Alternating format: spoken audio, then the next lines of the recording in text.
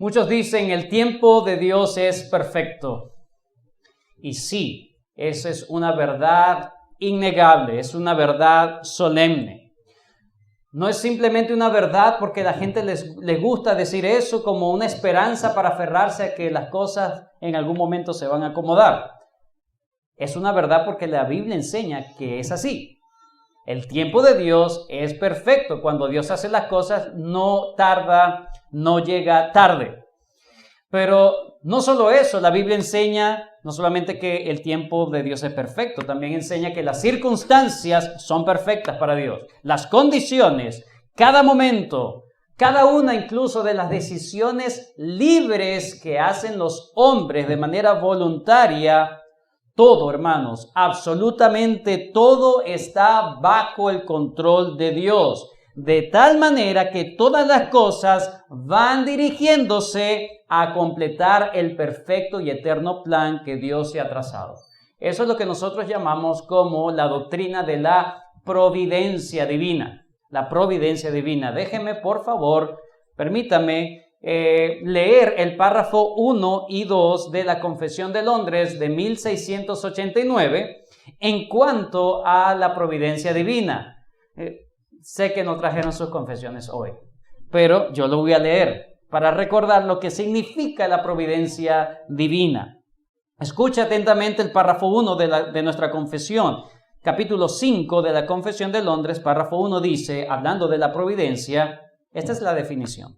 Dios, el buen creador de todo, en su infinito poder y sabiduría sostiene, dirige, dispone y gobierna a todas las criaturas y cosas, desde la mayor hasta la más pequeña, por su sapientísima y santísima providencia, con el fin para el cual fueron creadas, según su presciencia inefable y el libre e inmutable consejo de su propia voluntad, para alabanza de la gloria de su sabiduría, poder, justicia infinita, bondad y misericordia.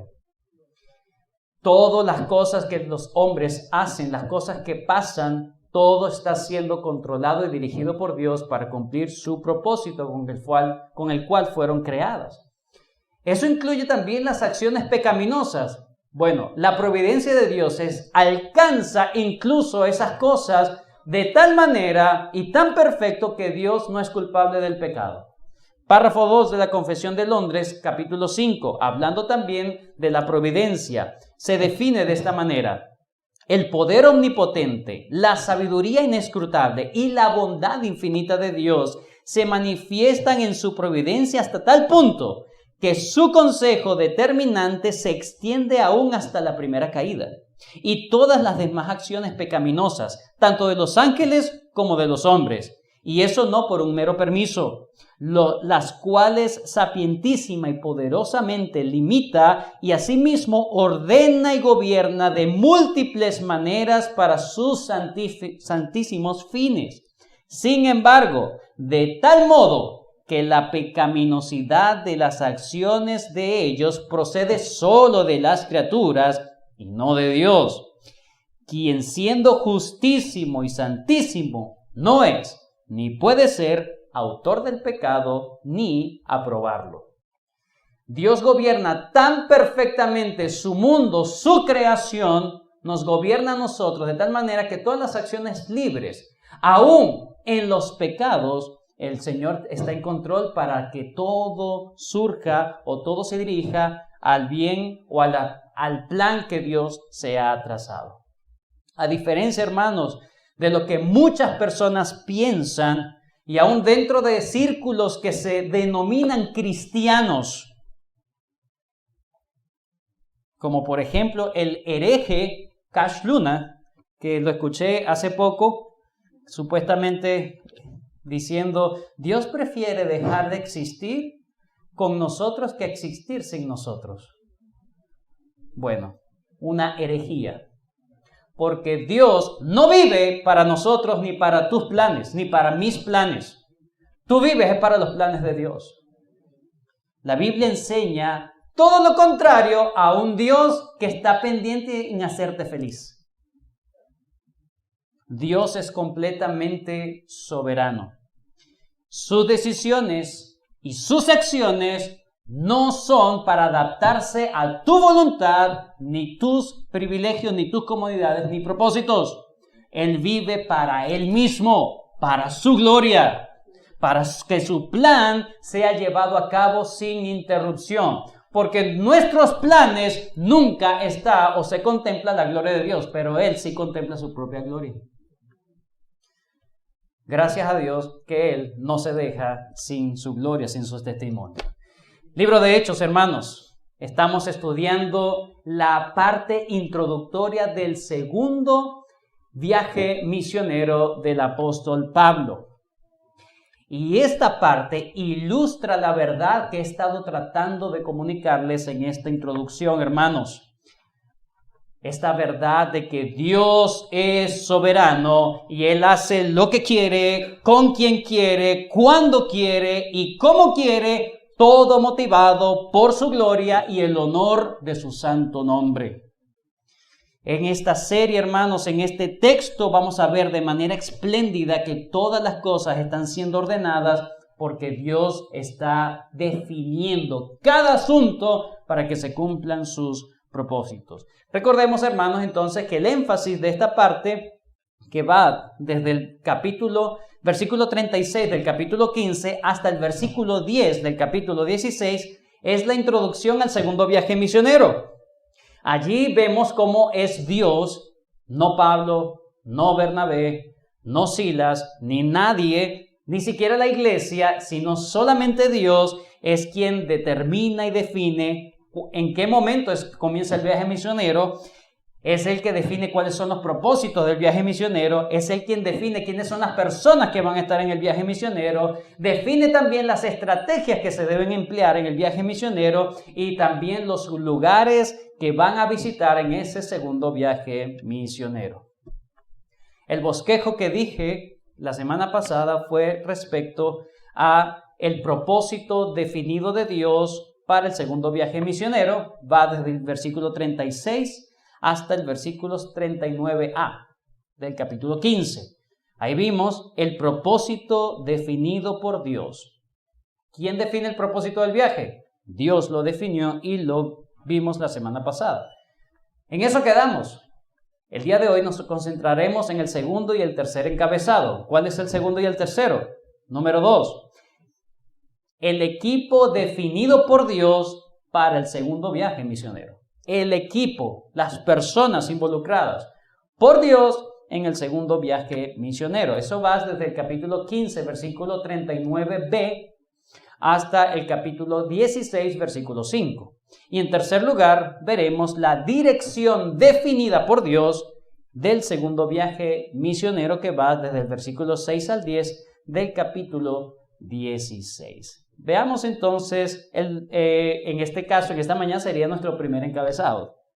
El equipo definido por Dios del segundo viaje misionero. Versículo 39, vamos a leerlo. La parte A dice: y hubo tal desacuerdo entre ellos, 39 del capítulo 15. Y hubo tal desacuerdo entre ellos que se separaron el uno del otro. Hasta ahí lo dejamos la semana pasada. Pero sigamos. Versículo 39b. Bernabé, tomando a Marcos, navegó a Chipre. 40. Y Pablo, escogiendo a Silas, salió encomendado por los hermanos a la gracia del Señor y pasó por Siria y Cilicia, confirmando a las iglesias. Luego que Pablo y Bernabé toman la decisión de separarse y agarrar rumbos diferentes, uno se va hacia el norte, el otro se va hacia el sur. Pablo se va hacia el norte y Bernabé se va hacia el sur, con compañeros diferentes y con propósitos diferentes. Lucas entonces va a centrar su atención en la narración con el equipo misionero conformado por Pablo y ahora Silas. Fíjense que el capítulo 15, hermanos, termina con un aire de conclusión. Versículo 40 y 41. Pablo, escogiendo a Silas, salió encomendado por los hermanos a la gracia del Señor y pasó por Siria y Cilicia, confirmando las iglesias. Como que ya todo hubiese estado resuelto, como si ya la situación hubiese estado definido. Bueno, se crearon en definitiva dos grupos o dos equipos misioneros. Unos fueron al norte y otros fueron al sur. Y parece que simplemente ya empezó el segundo viaje misionero. Eso es lo que, si leemos hasta el capítulo 15, parece que, bueno, el viaje misionero, el segundo, empezó ya de lleno, está en pleno curso. Pero cuando leemos el capítulo 16, nos damos cuenta que Dios tiene otros planes. Probablemente, hermanos, Pablo está pensando, bueno, ya tengo el equipo listo, ahora es Silas, y tengo mi rumbo definido, y estoy haciendo ya lo que me corresponde hacer. Para la mente de Pablo ya él comenzó su segundo viaje misionero, pero para Dios, todavía está en fase preparatoria. Pablo no lo sabe. Versículo 16. Después llegó a Derbe y Listra, y he aquí, había allí cierto discípulo llamado Timoteo. La ruta emprendida por Pablo y por Silas los lleva hacia el norte de la ciudad de Antioquía. Si tuviésemos un mapa, que seguramente lo vamos a tener, ¿verdad?, en YouTube. Gracias a los hermanos que nos ayudan con eso.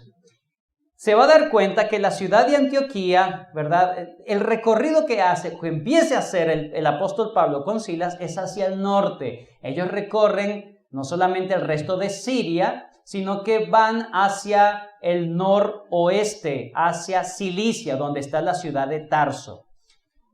Esa es la ruta que ellos emprenden, y esa ruta los va a llevar precisamente a la última ciudad que fue visitada en el primer viaje misionero. Pero van a llegar por el lado opuesto a que llegaron al principio. El primer viaje misionero, Pablo llega a Derbe, que es la última ciudad que visita en Galacia, ¿cierto? Es la última ciudad de Galacia que él visita. Pero ahora él va a llegar por el norte de Antioquía y va a llegar por el este. Va a llegar por el este, por el lado contrario. Es decir, la última ciudad que visitó ahora en este segundo viaje sería la primera ciudad que visita. Pero hermanos, así como no se dice nada espectacular de lo que ocurrió en Derbe, en el primer viaje misionero, aquí tampoco se dice nada espectacular. Después llegó a Derbe y a Listra. No pasó nada en Derbe. No sabemos qué pasó en Derbe. ¿Cuánto tiempo pasó en Derbe? Lo cierto es que ni en la primera visita pasó algo espectacular, ni en la segunda visita. Pero ciertamente Dios estaba con ellos. Ahora, fíjense lo siguiente. Ellos después de Derbe llegan a Listra. Entonces ellos van en dirección contraria al primer viaje misionero. Van en dirección contraria. Derbe, luego llegan a Listra. Recordemos que la primera visita de Pablo a Listra estuvo marcado por el sufrimiento. ¿Qué ocurrió allí en su primer viaje misionero? Lo lapidaron. Por la gracia de Dios sobrevivió, pero lo mataron, o sea, buscaron matarlo. Realmente el hombre estuvo al borde de la muerte, pero llega nuevamente a Listra y ahora las condiciones han cambiado. Ahora llega en condiciones de gozo y de consolación. Y allí conoce a un muchacho discípulo llamado Timoteo. Este hermano llegaría a ser no solamente un hombre sumamente útil en la obra de Dios y un compañero en la obra misionera de Pablo, sino que llegó a ser un gran hombre amado por Pablo, llegó a ser muy significativo personalmente en la vida del apóstol Pablo, de tal manera que el propio Pablo decía de él, mi verdadero hijo. Mi verdadero hijo. No es necesario buscarlo. Voy a leer algunas citas de las cartas que hizo Pablo a posterior y cómo se expresaba de Timoteo. Primera de Corintios capítulo 4, versículo 17 dice: Por esto mismo, esto es hablándole a la iglesia de Corinto. Por esto mismo os he enviado a Timoteo, que es mi hijo amado. Mi hijo amado y fiel en el Señor. Él os recordará mi proceder en Cristo de la manera que enseño en todas partes y en todas las iglesias. Era un hombre de mucha confianza de Pablo. Le llamaba hijo amado y fiel. Primera de Tesalonicenses, capítulo 3, versículo 2 dice: y enviamos a Timoteo, nuestro hermano, servidor de Dios y colaborador nuestro en el Evangelio de Cristo, para confirmaros y exhortaros respecto a vuestra fe. Era un comisionado apostólico, Timoteo.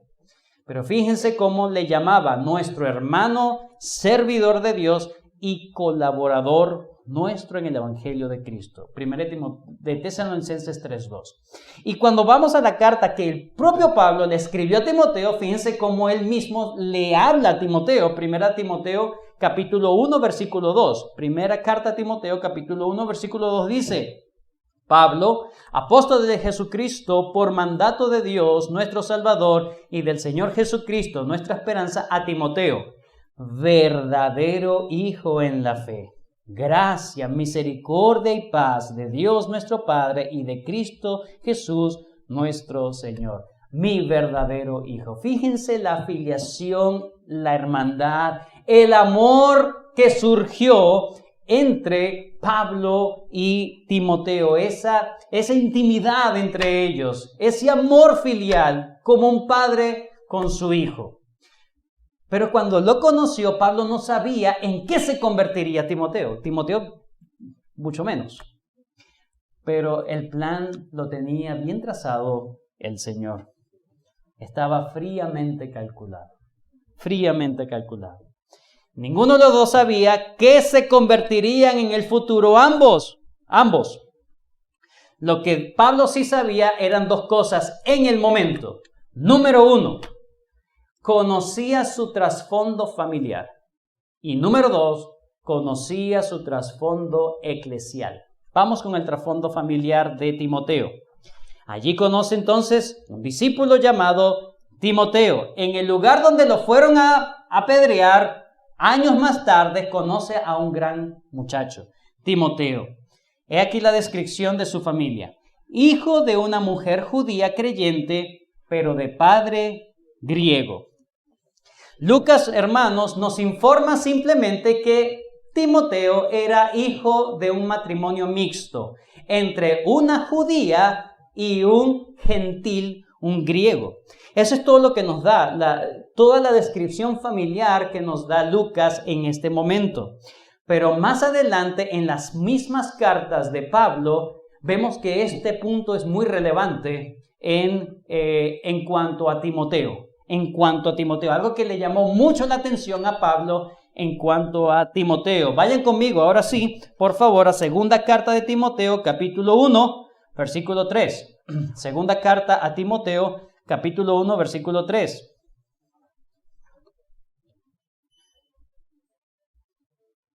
En esta segunda carta, el apóstol Pablo le dice a Timoteo: doy gracias a Dios, al cual sirvo desde mis mayores con limpia conciencia, de que sin cesar me acuerdo de ti en mis oraciones noche y día. Versículo 4. Deseando verte al acordarme de tus lágrimas para llenarme de gozo, trayendo a la memoria la fe no fingida que hay en ti, la cual habitó primero en tu abuela Loida y en tu madre Eunice, y estoy seguro que en ti también. En la misma carta, segunda carta a Timoteo, vamos al capítulo 3, versículo 15. Y que desde la niñez has sabido las sagradas escrituras, las cuales te pueden hacer sabio para la salvación por la fe que es en Cristo Jesús. Note, hermano, el énfasis que hace Pablo en el trabajo que hizo su mamá Eunice y su abuela Loida en que Timoteo fuese criado en el conocimiento de las Escrituras. Un joven ejemplar con una crianza cristocéntrica. La crianza de Timoteo, hermanos, fue una crianza piadosa. Timoteo no llegó a ser el gran asociado o el gran compañero de viaje de Pablo por sí mismo, por sí solo. Él fue producto de un esfuerzo, de un tiempo, fue producto de un cuidado, fue producto de paciencia, fue producto de atención, fue producto de la educación que le dio su mamá, apoyada por su abuela. Ese es el muchacho que acompañó a Pablo y al cual Pablo amó y estimó y que fue de gran utilidad en el reino de los cielos. Un muchacho. Hermanos, Timoteo no llegó a ser esa persona. Él fue instruido, él fue criado, él fue orientado, él fue dirigido por una madre y por una abuela piadosa. Y el padre, no, porque primero era gentil y griego. De hecho, tanto que él siempre se opuso aparentemente a que Timoteo fuese circuncidado. Porque más adelante en Hechos 16 se nos habla de que Pablo tuvo que circuncidar y de eso vamos a hablar más adelante. El punto acá es que esta mujer llamada Eunice, madre de Timoteo, cumplió su labor como madre piadosa. No podremos tener hijos piadosos si no hay padres piadosos. Sí, por la gracia de Dios, por la pura gracia de Dios, hay hijos que salen muy buenos, que salen muy piadosos y yo ni sé pero nada, yo hice todo lo contrario. Bueno, mire, la gracia de Dios estuvo súper abundante. Pero espero que eso haya sido por ignorancia. Pero en esta mañana no eres ignorante de esto. Es tu labor como padre, es tu labor como madre instruir, determinar el camino que tus hijos van a llevar. ¿Cómo están criando los padres que están aquí presentes? ¿Cómo están criando a sus hijos? ¿Qué valores les estás inculcando a tus hijos?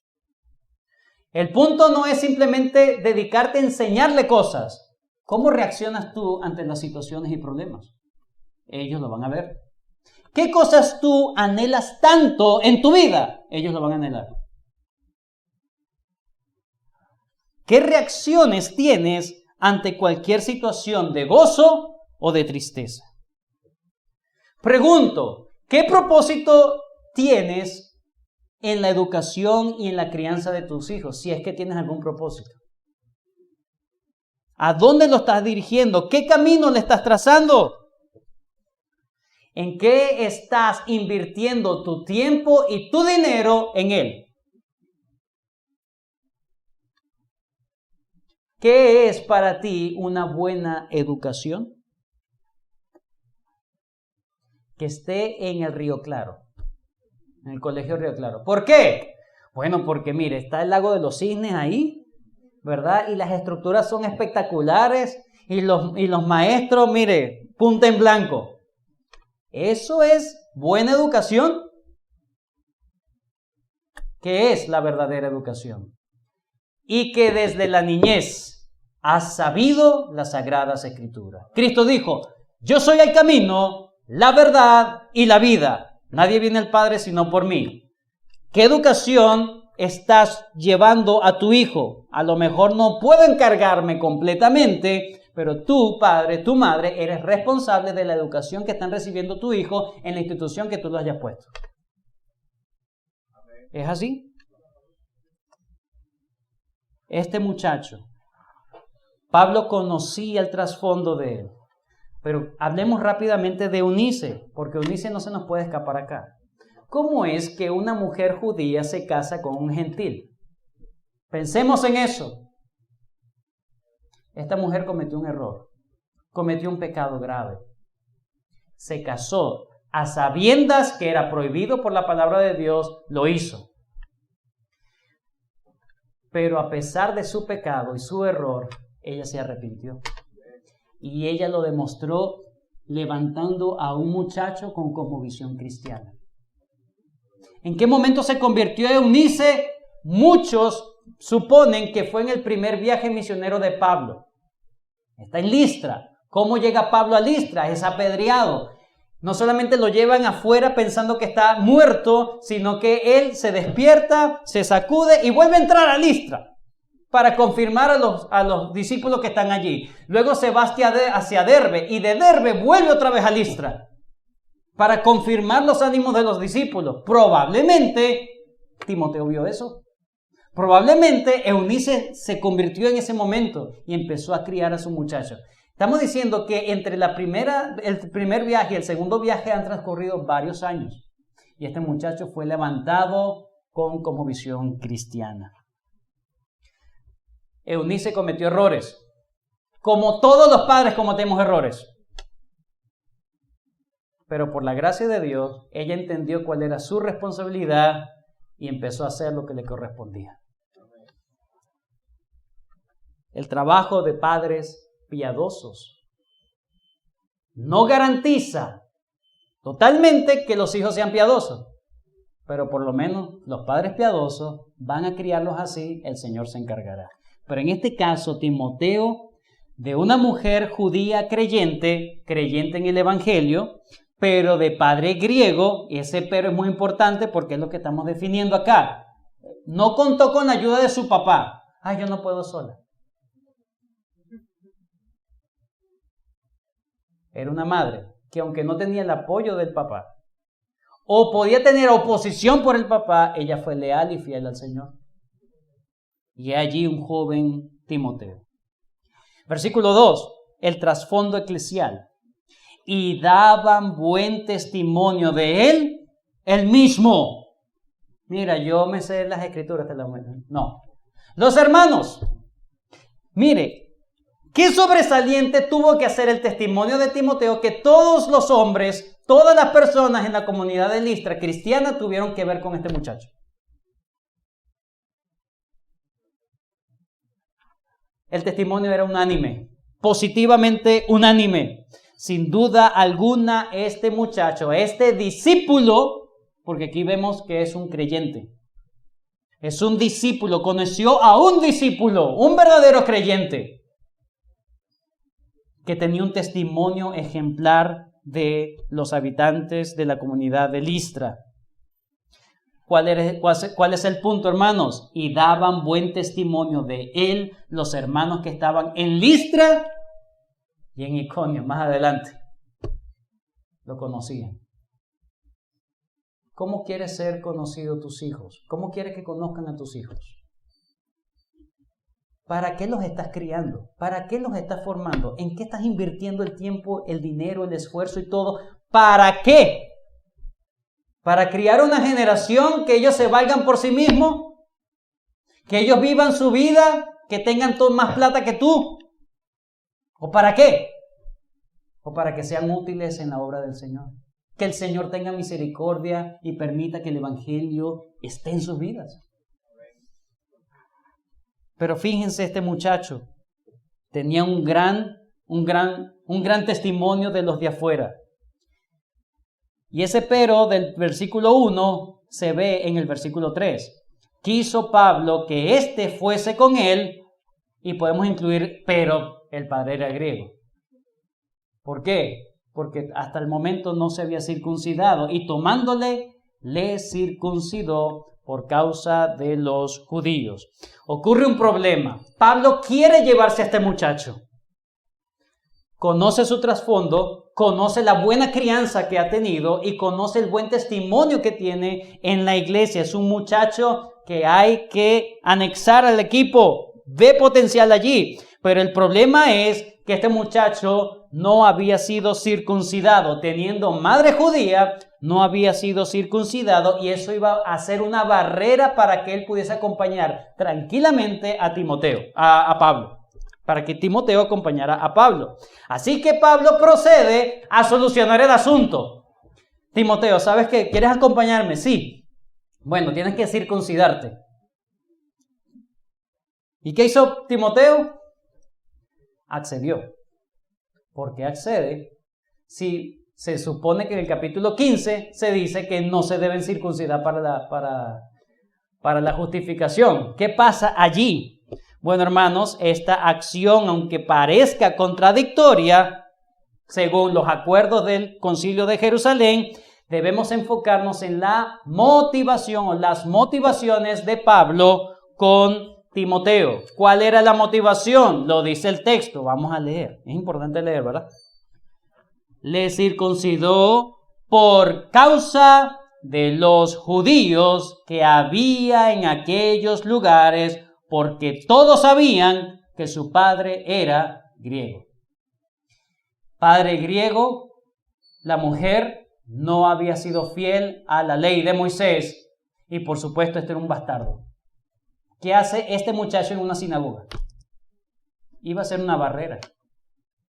Robert Simmons declara muy acertadamente: a Pablo no le preocupaba la salvación de Timoteo, sino la de los judíos de la misma región que conocían al joven.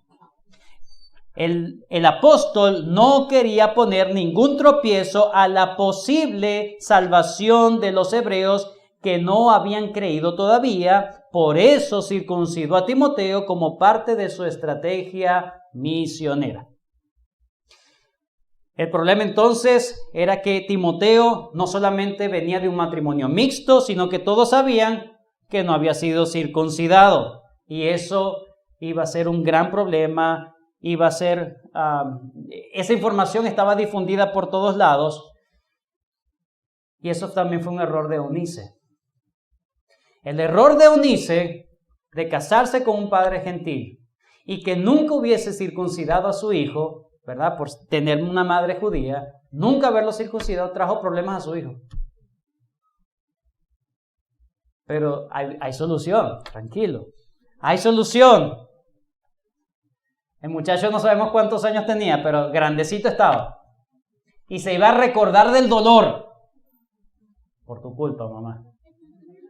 Yo quiero servir a Dios, pero no. Simplemente es un muchacho que dijo: a los judíos me hago judío, a los gentiles me hago gentiles, para ganar.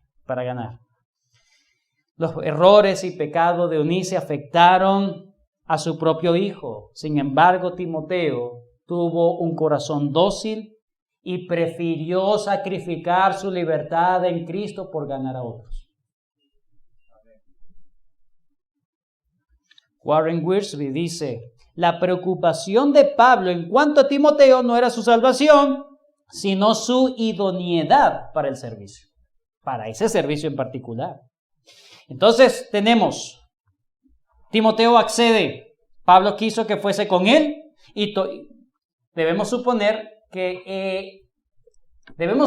Timoteo sabía lo que le podía esperar. Si a Pablo lo apedrearon, a lo mejor a mí también. Pero si no me circuncido, me van a apedrear más rápido. Entonces, bueno, puede haber, tú sabes. Quiso que Pablo fuese con él, y tomándole le circuncidó por causa de de los judíos que estaban en aquellos lugares, porque todos sabían que su padre era griego. Versículo 4 y 5. Y al pasar por las ciudades les entregaban, es decir, tuvo que pasar el tiempo, el dolor y todo, y sanó y siguieron. Ahora vemos a Timoteo allí en el equipo, en el grupo, y al pasar por las ciudades les entregaban las ordenanzas que habían acordado los apóstoles y los ancianos que estaban en Jerusalén, hablando del concilio de Jerusalén, para que las guardasen. Así que las iglesias eran confirmadas en la fe y aumentaban en número cada día. Lucas entonces hace un resumen, como siempre lo hace cuando todo vuelve a la normalidad y a la tranquilidad. Si el capítulo 15 terminó con un aire de conclusión. Bueno, ya empezó su viaje misionero, empezaron a confirmar todo bien, pero todavía faltaba algo. Dios quería anexar a Timoteo a ese segundo viaje misionero. Entonces vemos el equipo completo. Silas sustituyendo a Bernabé y Timoteo sustituyendo a Juan Marcos. Porque es Dios quien define quién va a participar en su obra.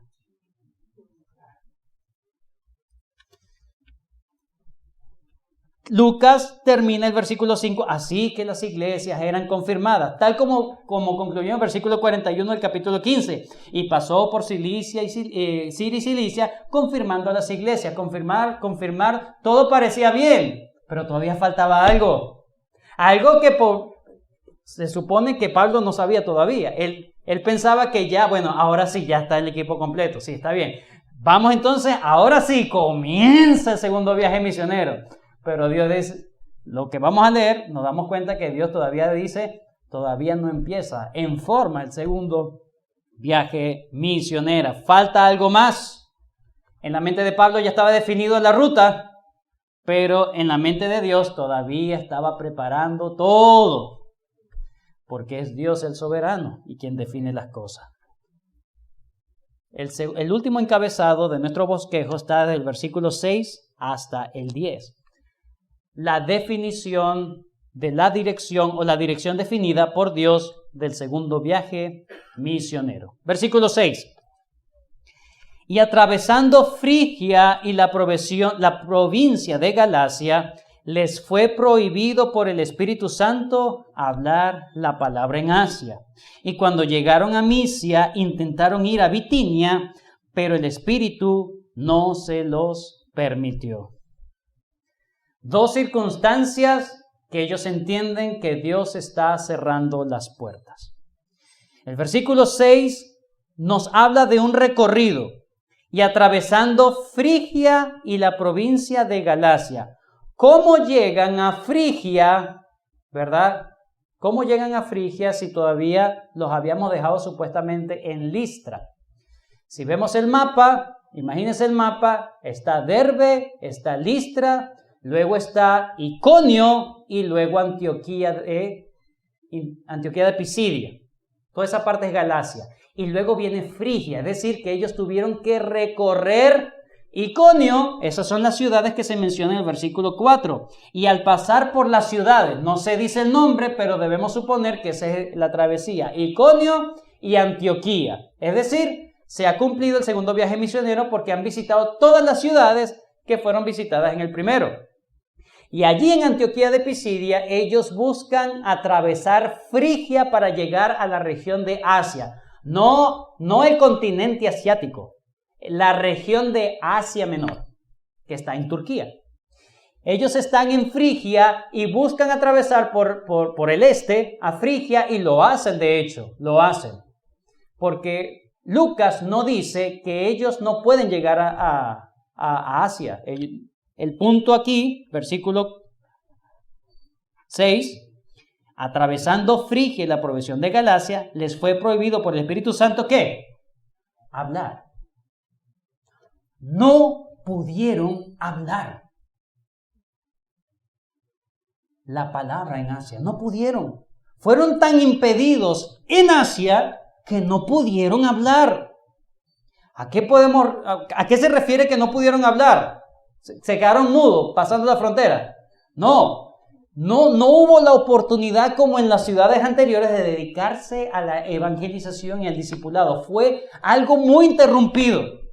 Ellos van hacia Frigia, luego de Frigia está Asia, pero no atraviesan Frigia, llegan a Asia y no pueden.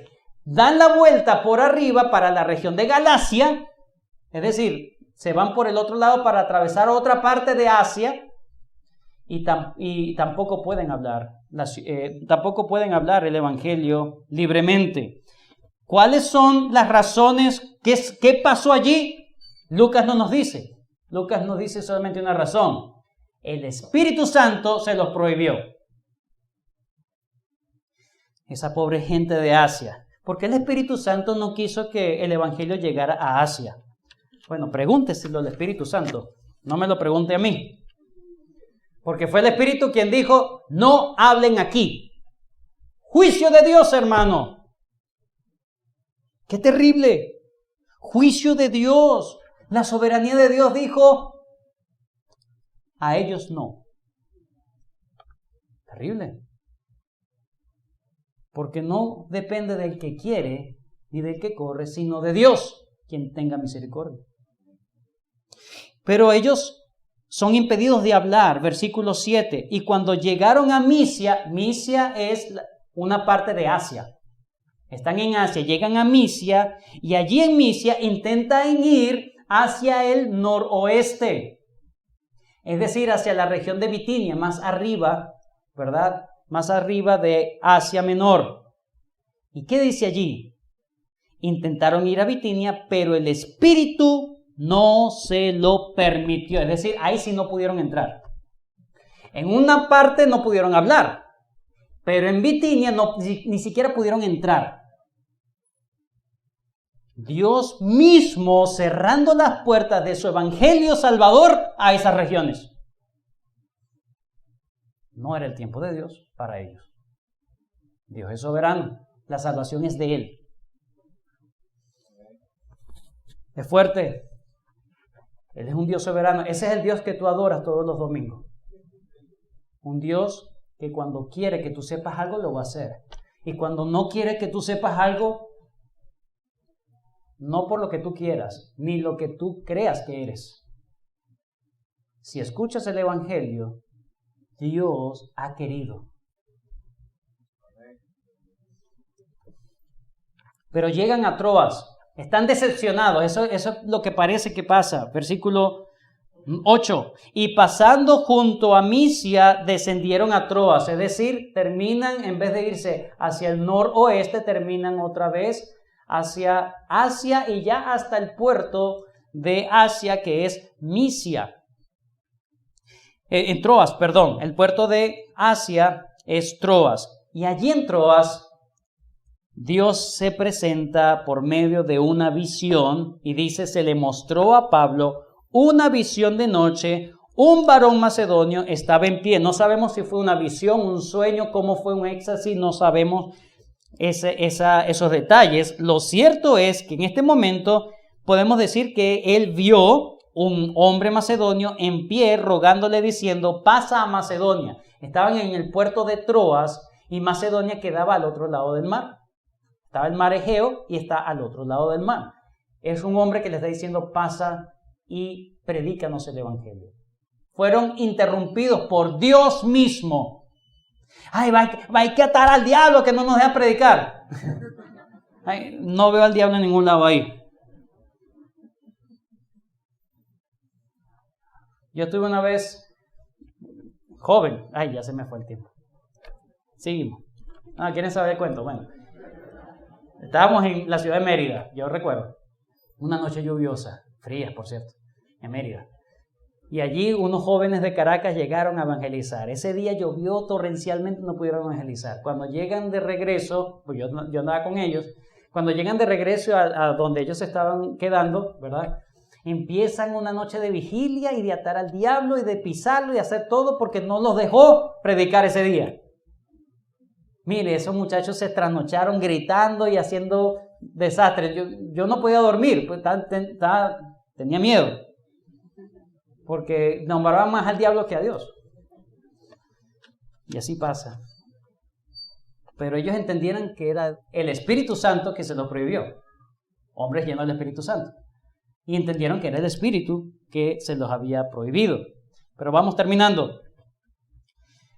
Pero en el versículo 10 vemos la reacción que tiene Pablo a la visión. Cuando vio la visión, enseguida procuramos partir a Macedonia, dando por cierto que Dios nos llamaba para que les anunciásemos el Evangelio. Ahora tenían confirmación de Dios de que es por aquí. Dios estaba definiendo el rumbo y la dirección del segundo viaje misionero. Dios estaba dirigiendo todo. 3 puntos a destacar en el versículo 10. Número 1. A partir de este punto del versículo 10, la narración de Lucas deja de ser en tercera persona para convertirse en primera persona. Cuando vio la visión, enseguida procuramos.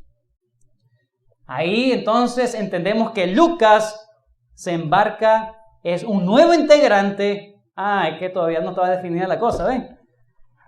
Todavía faltaba Lucas.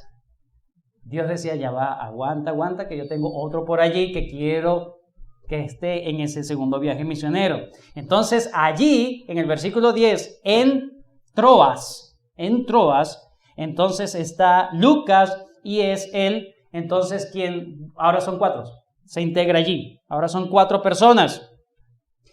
Interesante, hermanos, muchos eruditos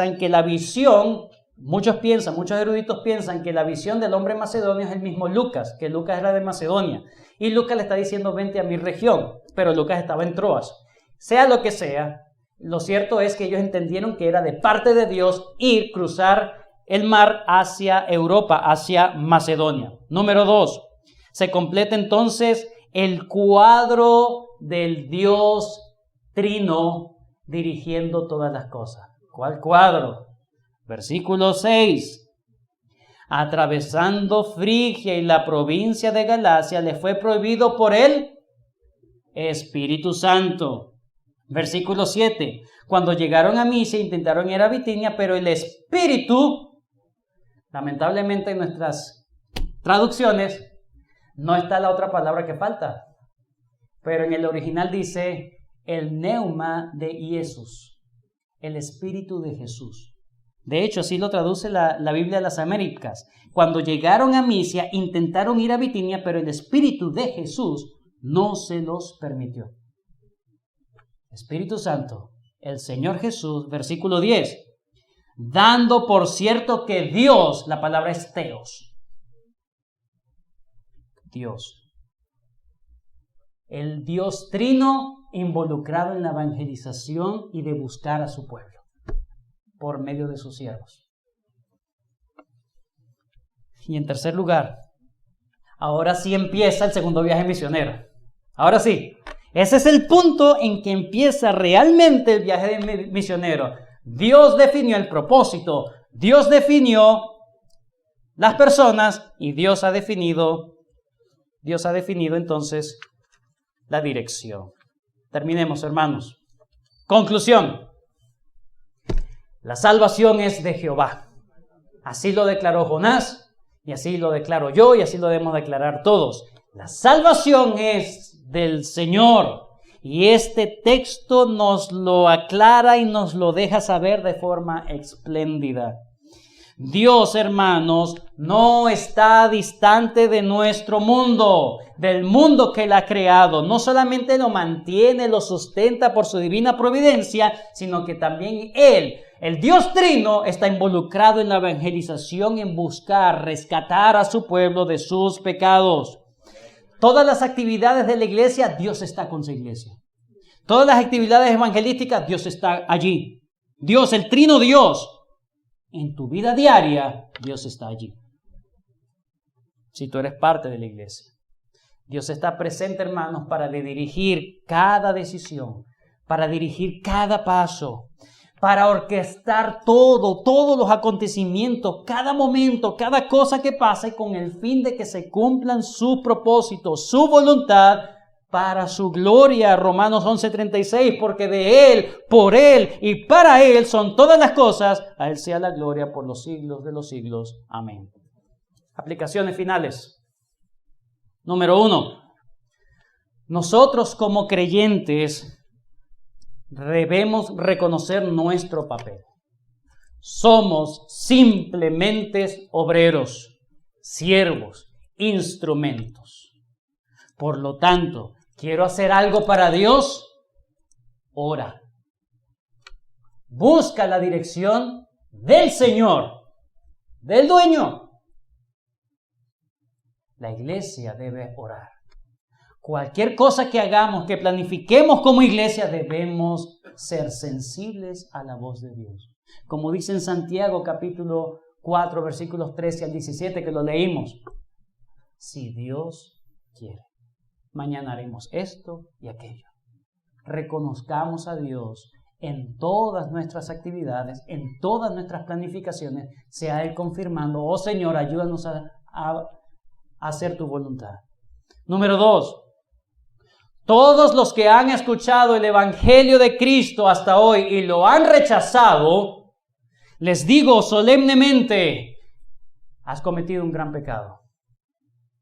¿Por qué? Porque si el Evangelio te ha llegado a tus oídos, significa que el Trino Dios se ha movido para que el Evangelio te llegue. ¿Lo vas a seguir rechazando? ¿Lo vas a seguir rechazando? Dios ha orquestado todo, el Trino Dios, Padre, Hijo, Espíritu Santo, para que tú puedas escuchar el Evangelio. Cada vez que lo escuchas y lo rechazas, estás acarreando más condenación del Dios Trino por rechazarlo. Aquellos que hemos escuchado el Evangelio, seamos muy humildes. Oh Señor, yo no me lo merecía. Gracias, porque tu Evangelio orquestaste todo en mi vida para que tu Evangelio llegara. Y en tercer y último lugar, todos los que somos padres y todos los jóvenes que serán padres. ¿Cuál es la meta que quieres alcanzar con la educación de tus hijos? Es imposible que críes una generación piadosa si no hay padres piadosos. No podemos tener una generación enfocada en lo eterno cuando los padres están enfocados en lo terrenal. Debemos ser humildes, hermanos, y pedirle al Señor perdón. Ayúdame a no cometer más errores como hice y empezar a criar a mis hijos en la disciplina y el temor de Dios. Hermano, no necesitas meter a tu hijo en Classical. Si lo haces, chévere, aquí estoy. Encárgate. Recuerda, es tu responsabilidad. Tú darás cuenta a Dios por cómo criaste a tu hijo. Los resultados son de Dios. Pero tu trabajo, hermano, tu trabajo, hermana, ¿en qué estás dedicando el tiempo? Debemos ser humildes y empezar, si no lo has hecho, empezar conscientemente. Ya va. Yo debo criar a mis hijos para Dios, no para mí, ni para que ellos tengan un futuro grande. ¿Sabes lo que pasa? No, es que yo quiero que sea grande, porque de ahí es que yo voy a agarrar, ¿no? Yo quiero que sea un hombre de Dios, una mujer de Dios. Si ese no es tu propósito, te animo a que busques al Señor y te ayude a entender, Señor, realmente para qué me hiciste padre de este niño, padre de esta niña. Señor nos ayude, hermanos. Oremos.